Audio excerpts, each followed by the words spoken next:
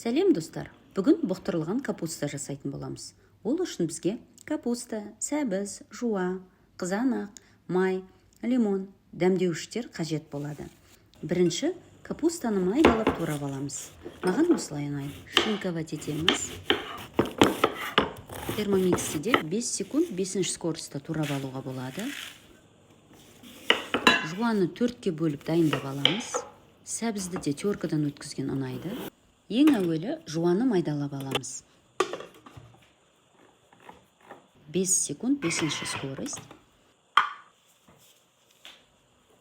Қасықпен жуаларды чашының қабырғаларынан төмен қарай түсіріп, оған сәбізбен май қосып қуырып аламыз.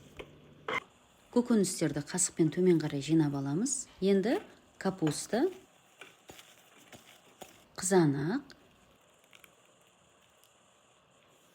қант, тұз, лавр жапырағы, лимон суын құйып, тағы да